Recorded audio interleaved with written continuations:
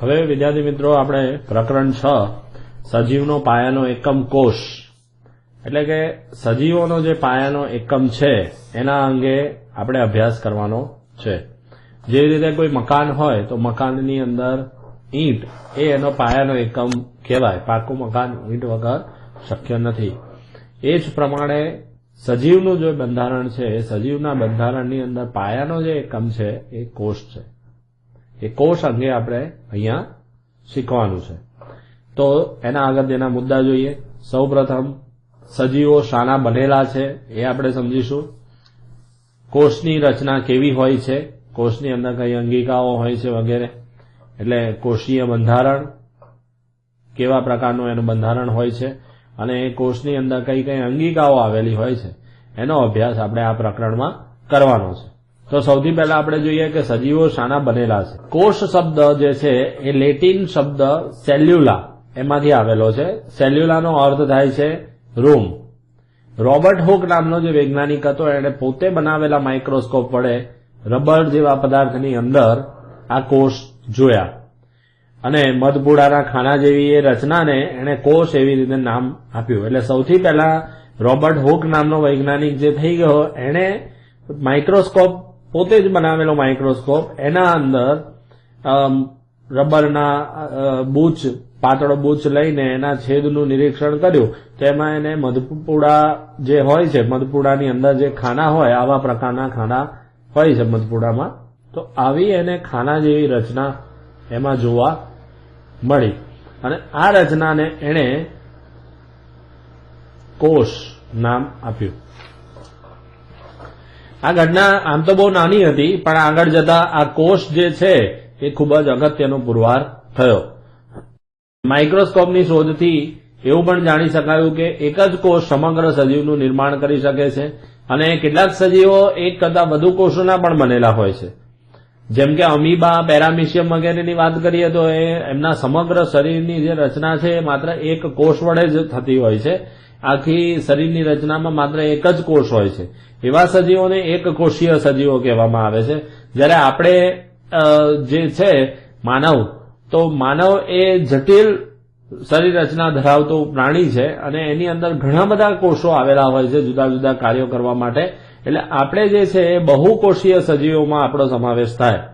એમાં બધા કોષો, ઘણા બધા કોષો ભેગા મળીને જુદા જુદા કાર્યો માટે વિવિધ અંગોની રચના કરે છે। કેટલીક ફૂગ, વનસ્પતિ અને પ્રાણીઓ એના ઉદાહરણ છે। કોષ વિભાજિત થઈ એના જેવો બીજો કોષ ઉત્પન્ન કરે છે। આમ કોષો પૂર્વ અસ્તિત્વવાળા કોષોમાંથી ઉદ્ભવ પામે છે। હવે કેટલાક વૈજ્ઞાનિકોએ આજે કોષ બાબતે નવો એમને જે ફાળો આપ્યો હતો એ અને જે નવી શોધો કરી હતી એ અહીંયા આપણી પાસે એનું એક કોષ્ટક છે। સૌપ્રથમ રોબર્ટ હુક નામના વૈજ્ઞાનિકે બૂચના પાતળા છેદને માઇક્રોસ્કોપમાં નિરીક્ષણ કરી તેમાં જોવા મળતા ખાના માટે કોષ શબ્દનો ઉપયોગ કર્યો।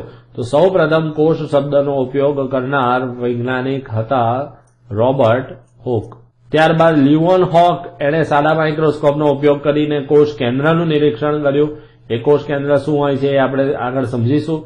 રોબર્ટ બ્રાઉન વનસ્પતિ કોષમાં લાક્ષણિક ગોળાકાર કાયને કોષ કેન્દ્ર તરીકે ઓળખાવી। સ્લેઇડ સ્વાન વનસ્પતિ પેશીનું નિરીક્ષણ કર્યું। વનસ્પતિ પેશીઓ આના પછીનું પ્રકરણ છે। પ્રાણી પેશીનો અભ્યાસ કર્યો। કોષવાદનો પ્રસ્તાવ મૂક્યો। બધી પેશીઓ કોષોની બનેલી છે। જેવી રીતે પરમાણુમાંથી અણુ, અણુમાંથી સંયોજન બને છે, સંયોજનમાંથી પદાર્થ બને છે, એ જ પ્રમાણે કોષની અંદર બધા કોષો ભેગા થઈને પેશી બને છે, પેશી ભેગી થઈને અંગ બને છે, અંગ ભેગા થઈને અંગતંત્ર બને છે, એ અંગતંત્રથી શરીરની રચના થાય છે। તો પાયાનો એકમ કોષ છે। એટલે એ વનસ્પતિ પેશી અને પ્રાણી પેશીનો અભ્યાસ સ્લેઇડ સ્વાન નામના વૈજ્ઞાનિકે કર્યો। કોષવાદનો પ્રસ્તાવ મૂક્યો, એટલે કોષવાદનો પ્રસ્તાવ મૂકનાર વૈજ્ઞાનિક સ્લેઇડ સ્વાન હતા। પેશીઓ કોષોની બનેલી છે। કોષ એ જીવનનો મૂળભૂત એકમ છે। પર્કિન્સેનું પણ યોગદાન ખૂબ જ અગત્યનું છે। એમણે જીવંત કોષમાં જે રસ રહેલો છે એને જીવ રસ શબ્દનો ઉપયોગ કર્યો।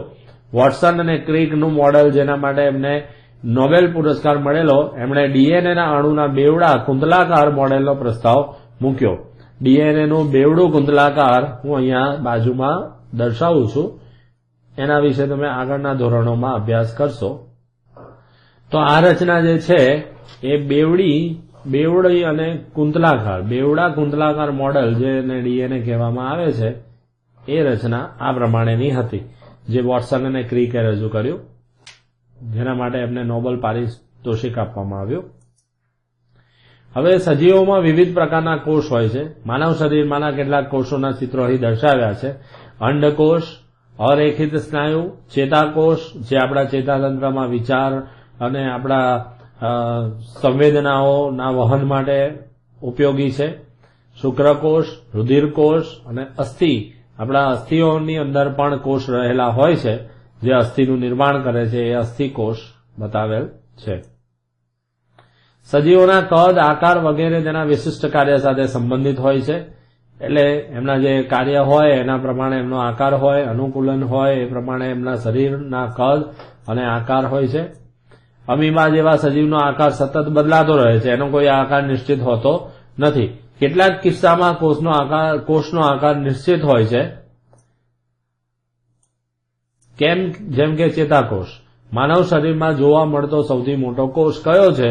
તો યાદ રાખજો, ચેતાકોષ એ માનવ શરીરમાં જોવા મળતો સૌથી મોટો કોષ છે. બહુકોષીય સજીવોમાં કાર્ય કરવા માટે શ્રમની વહેંચણી થયેલી હોય છે. હમણાં મેં તમને જે પેશી વિશે વાત કરી અને જેનો તમે આગળ અભ્યાસ કરશો, એ પેશીની અંદર જુદા જુદા કાર્યો કરવા માટે જુદા જુદા પ્રકારના કોષ ભેગા મળીને પેશીની રચના કરે છે, અને આ જુદા જુદા પેશીઓના સમૂહથી અંગતંત્રની રચના થાય છે. જઠર, જેમ કે જઠર આપણા શરીરમાં પાચનનું, જ્યારે હૃદય રુધિર પરિવહનનું કાર્ય કરે છે, એટલે જઠર પરિવહનનું કાર્ય નહીં કરે અને હૃદય શરીરમાં રહેલો ખોરાક પચાવવાનું કાર્ય કરતું નથી. જેનું જે કાર્ય છે એ અંગ એ જ કાર્ય કરે છે. એટલે કે ભાગ, જે જુદા જુદા અંગ અથવા ભાગ હોય એની અંદર કાર્યની વહેંચણી થયેલી હોય છે, અને એના માટે એ કાર્ય કરવા માટે એમની અંદર ચોક્કસ પ્રકારની રચના આવેલી હોય છે, જેને કોષની અંગિકા કહેવામાં આવે છે.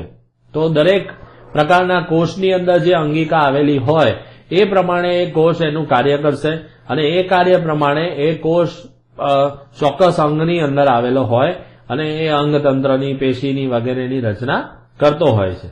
આવું જટિલ શરીર રચના ધરાવતા બહુકોષીય સજીવોમાં જોવા મળે છે.